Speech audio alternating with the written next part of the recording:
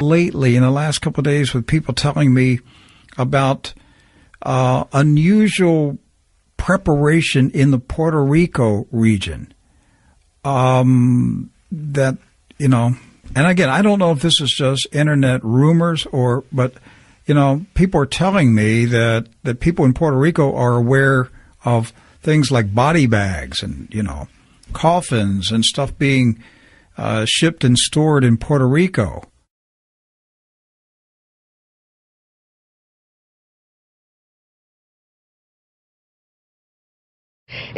Sí dicen que funcionarios federales han señalado que el área de FEMA, o sea, la región 3, que cubre la zona este, la costa este de Estados Unidos, vamos a hablar de Washington, D.C., Delaware, Maryland, Pensilvania, Virginia Occidental, Nueva York, pues se prepara en silencio.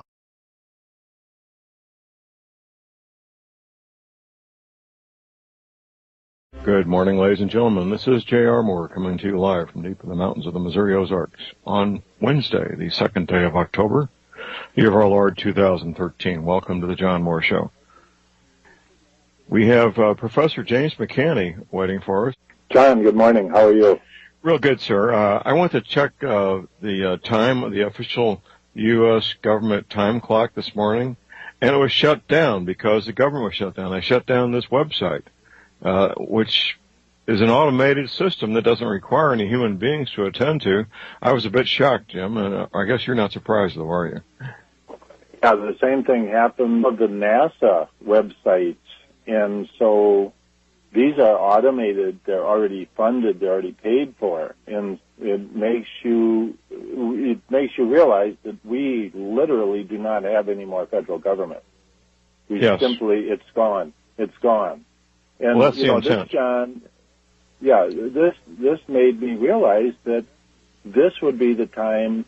I think they're advancing the time in which they want to pull the power outage and the cyber attack and all the other goofy stuff that would bring in basically a new banking system, new world order, and basically martial law. Anyway, Jim,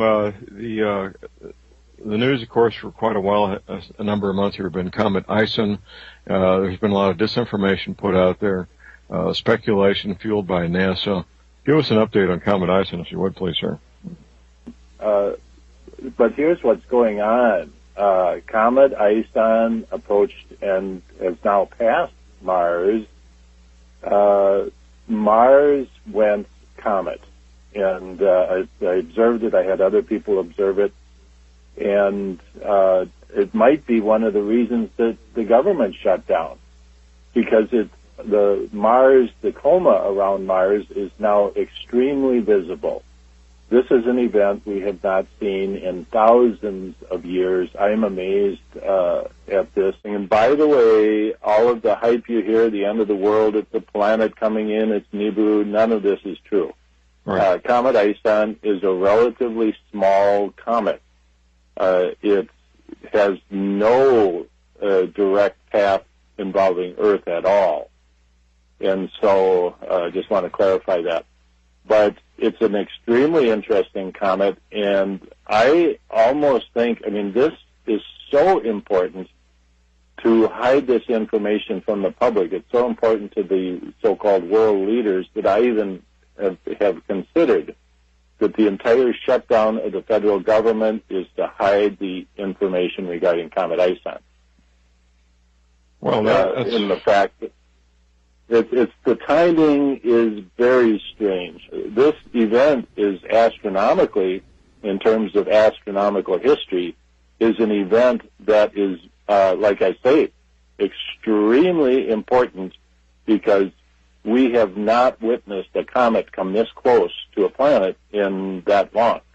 Now, I want to tell you what the data that NASA is hiding and the military, what it is showing. It is showing auroras on Mars.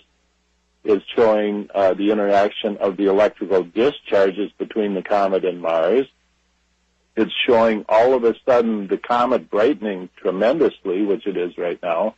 It has grown tremendously over the last day.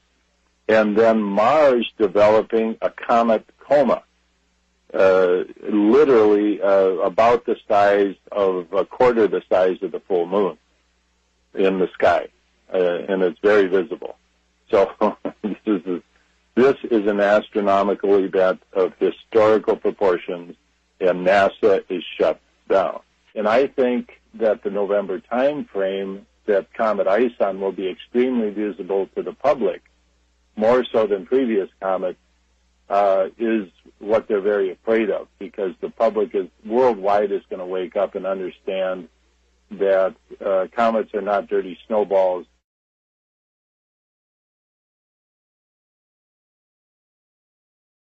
There's been a lot of earthquakes, including the Atlantic region. A major catastrophic thing will be happening in Region 3, and I should not even have said that to you now, because the source that I got it from, I said, if I were you, I wouldn't even tell people that, because they're going to think you're a wacko. Because how do you predict a national catastrophe? You can't predict that there's going to be a... Unless you're tracking a space object and, yes. and you can pinpoint where you think this thing is going to make an impact. Yes, you're right, and but that's one of the stories one of the things that has been on the list. Okay, you listed that UN peacekeepers doing training, a 9-week training, including urban warfare. Were these? I assume these are foreign troops. Where was the training being done? I can't. I'm not going to say. All right. In the U.S. or around the world? I would say both. Okay. That's all I'm going to say. Okay. And you said that there were like nearly 400,000 troops involved in the training? Whatever I said, I stand by. Okay. Is there anything unusual about that? No. Okay. I don't think there's anything unusual about any of them individually, but when you group them all together, and it's the timeline. Okay, so... The timeline is what's the thing I discovered. I wouldn't have thought anything of them if they'd have been done individually over a year's period of time. But when you take them all as a group and have them all being delivered by September 28th, and then look at all the other things that are happening, put all those things together, and it scares the living crap out of you.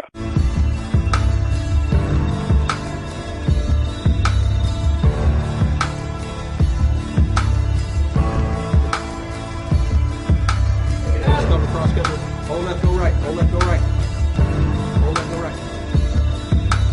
I'm not going to tell you again. You got to lead. It really, it's from a military perspective, it helps the joint forces, the military forces, do everything we can to better prepare ourselves to support civilian agencies in the time of disaster.